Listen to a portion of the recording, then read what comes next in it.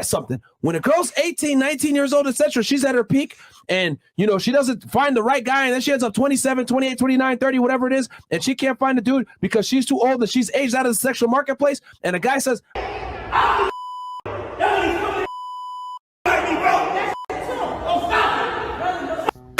Namaskar on YouTube. Welcome back to another video. Today we're going to be talking about why you should stop listening to broken men.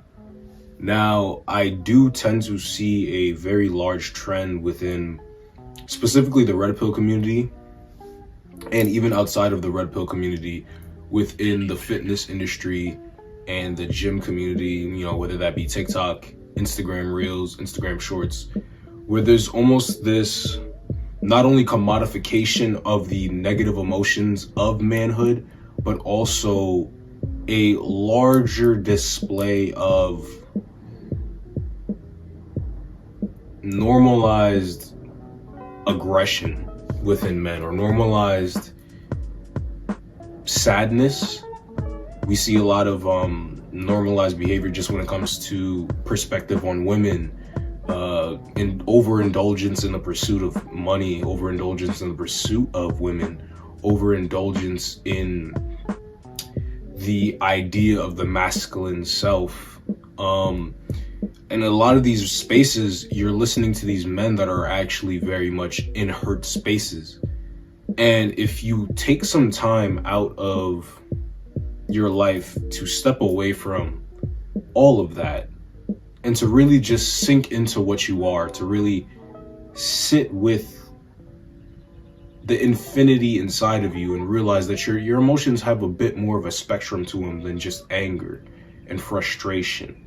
If you really just sink deeply into that feeling of being alone for a second and how you feel, you'll be able to get past it. Realistically, as a human being, your resting state of being should not be one of anger or resentment, especially for the world around you, especially not towards the opposite sex, considering that you literally need them to procreate and you literally need them to continue life within itself. You know what I mean? But when you sit within these spaces, you become a boiling frog, just constantly consuming, oh, these women are this, these women are that. You have to be on your purpose as a man. You have to chase your money. You have to. When you're just constantly consuming and letting that rhetoric seep deeper and deeper into the crevices of your mind, what you fail to realize is how destructive these philosophies can be when taken to the extreme, or how some of these philosophies can be at base. But the problem is, when you enter spaces like this, you become increasingly desensitized to things that you would normally deem as a bit extreme. And it's because, in a sense, you are still upset about the things that hurt you to begin with. And a lot of these men in these spaces are as well. You could hear it when they talk. You could hear it when they're speaking with other women on their podcasts or speaking about women. You could see it in the type of content they make, where they almost cherry pick and seek out this negativity. At the end of the day, yes, there are women in the world that will cheat on you. Yes, there are women in the world that are seeking to take advantage of you. Yes, there are people in the world in general that are not the best types of people, or are people that are incredibly troubled, that can hurt you if you allow them to get close to you, if you allow them access to vulnerability. But that doesn't make every single woman bad. That doesn't make every single relationship pointless. That doesn't make marriage a scam. That doesn't make relationships a scam. That doesn't make you an idiot for going to college. And it doesn't make you a bum for not wanting to have a 7-figure business and drive a McLaren and get your dick sucked by a new woman every other week. You don't have to amount to that to still be something. But if you allow yourself to sit in these spaces where you're consuming the negative emotions of other men, it won't be long before you start to think like them too. And the thing is, the more that you start to think like them, the harder it is going to be to stop thinking like them. The more that you start embodying this anger, the more that you start taking on trauma that's not even yours, the harder it's going to be to discern your reality from anyone else's. You have grown men on the internet talking about heartbreaks that's happened to them at 14, 15, 16, 22 years old. At 17, 16 years old, you don't even know what you want to do in terms of a major. Most college kids switch their major 13 times. It's pretty likely that you're also going to get into a relationship with somebody and it's not going to work out. You're not going to get married with them. It's pretty likely that you're going to come across some people that are still trying to figure their life out or have a messy life and they bring you into that, or you get hit with a stray bullet from that. Very likely. But to take those micro moments that do happen and to hold them with you for the duration of your life and to just brand it as this is what life is an acceptance on the individual's part of saying this is what life is going to be, and that's what life becomes, because that is what you subconsciously seek out. The problem comes now when you as the individual choose that reality for yourself and now make content that resonates with people that have gone through something similar, and now it misguides them. It pushes them in a direction more towards, oh yeah, women are gonna cheat on me, so I might as well not be married. I might as well not do this. So now you're living this life of sufferation where you're separating yourself more and more from the life that you truly want to live.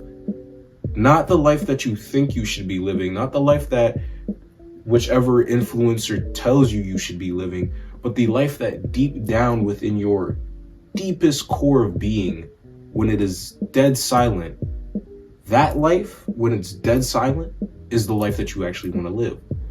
But you can't get to that because you've convinced yourself, or these spaces put you in a position to where you'll convince yourself that that's no longer what you want. So now it's not about having a conversation about communication with your partner. It's not about finding some equal footing. It's not about forgiveness. Now it's about, she was going to cheat on me anyway, or she was going to do this, or she's going to do that, or all these women are whores, so I might as well not try. You're regurgitating, or you end up getting into a position where you regurgitate things based off an experience that you haven't had.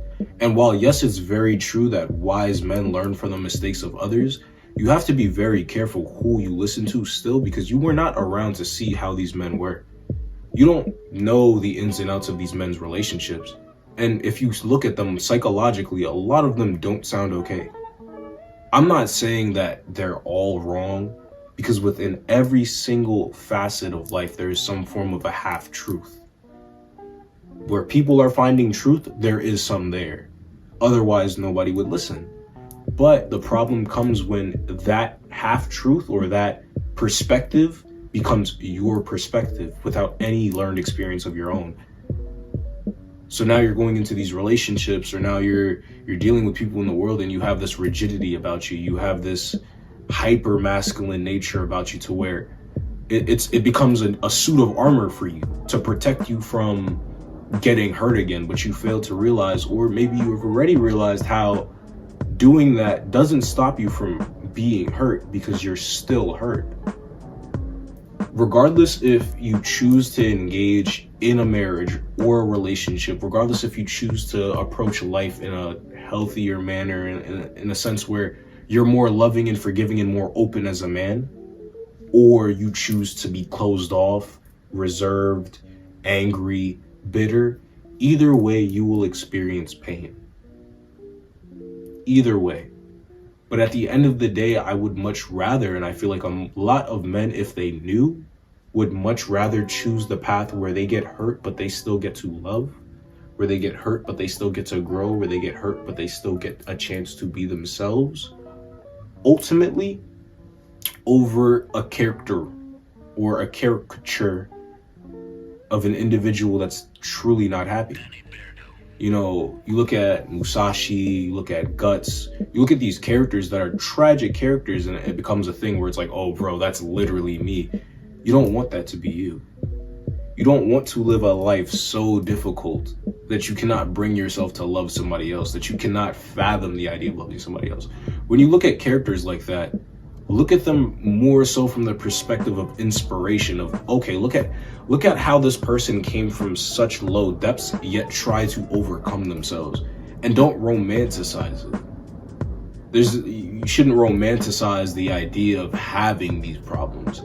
That doesn't mean that you don't accept them, but romanticizing your problems is just as bad as ignoring them. Coming into this grandiose idea you're going to the gym to fight your demons, no, because the reality is you can lift as much weight as you want, you can make as much money as you want, you can have sex with as many women as you want, but at the end of the day, no matter where you go or what you do, there you will be, and you will always be exactly who you are, no matter what. You cannot run from yourself.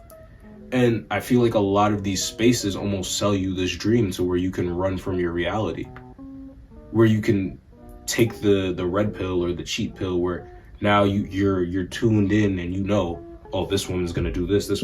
But the reality is you're making that for yourself.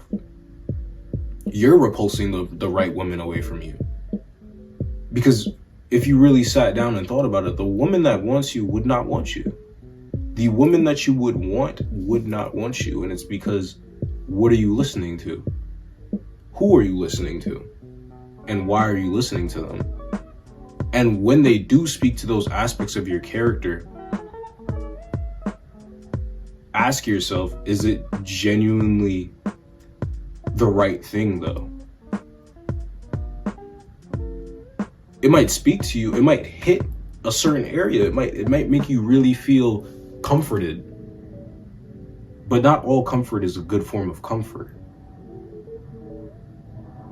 Not every form of satiation is the right satiation.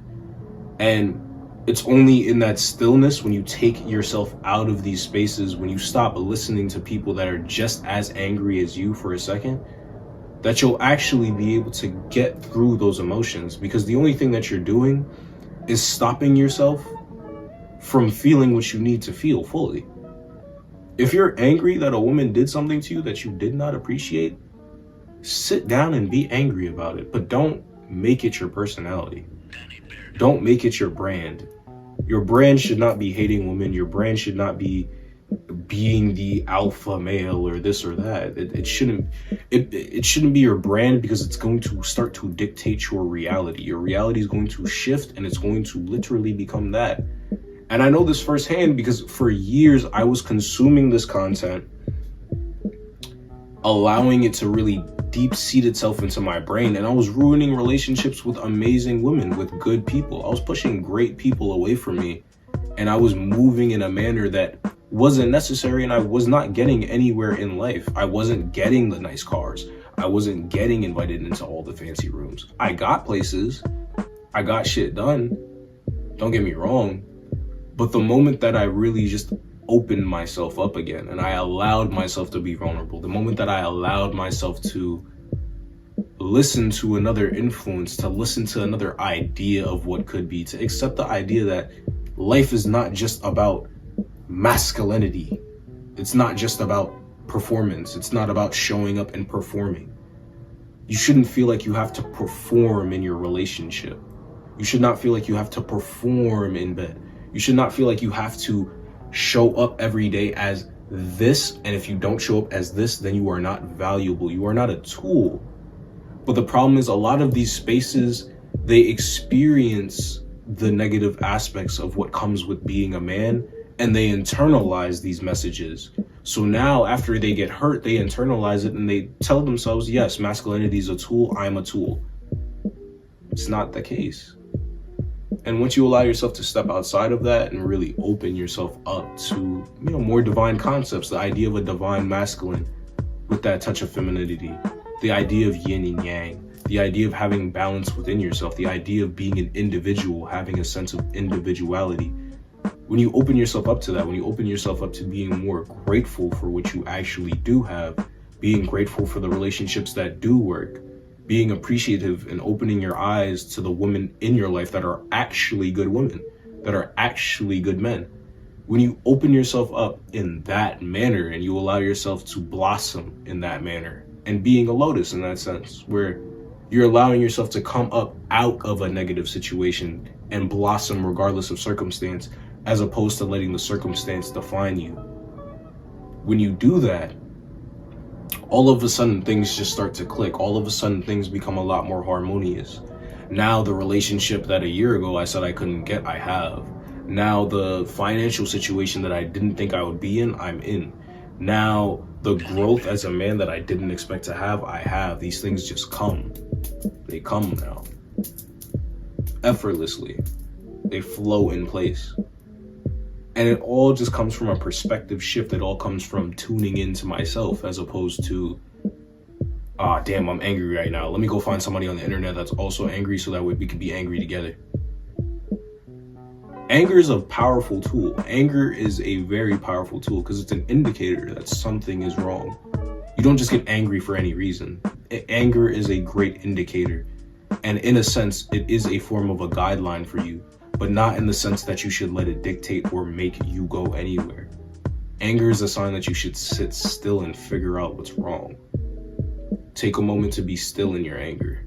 Don't wear your anger, don't wear your trauma like some badge of honor as if the whole world is built that way. Because if it's really the case, then what's the point?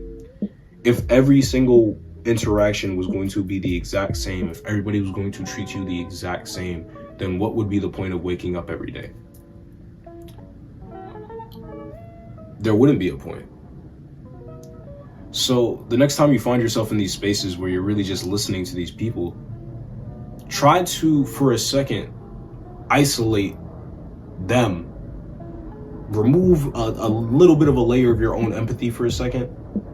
Or actually add in the empathy and remove your own baggage. Remove your own trauma. Listen to their life for a second. And then look at this person objectively and ask yourself, okay, if this person is doing this, this, and this, it kind of makes sense that their relationship wouldn't work out too well. If this person sounds this angry about this, I can imagine how they would handle a mature conversation. Do I want to be like this person in 5 years? Do I want to embody the qualities of this person in 5 years? Could I raise a family being this type of person? Am I going to be genuinely fulfilled being this type of person? And if the answer is no to that, then you need to find a different mentor. You need to find a different source to pull from, because it can't be that. With that being said, I hope this video did provide you with some form of insight or value. I definitely feel like spaces like this are a lot more conducive to overall growth. I definitely think that the spaces that we just spoke about, specifically being the red pill spaces and more, I don't want to just keep saying hyper masculine for the sake of saying hyper masculine, because if somebody identifies more heavily with a certain type of masculinity, I wouldn't want to strip that from them. If that's who they are, that's who they are. But I will say that in a lot of these spaces, there tends to be less room for conversations like this and more room for very much echo chamber speak and it's very self-destructive content. It tends to be very cyclical, and I don't see it making any progress. My goal with you here is to help you make progress the same way I am, by sharing my progress. With that being said, I'll see you guys in the next video. Nara Scar on YouTube.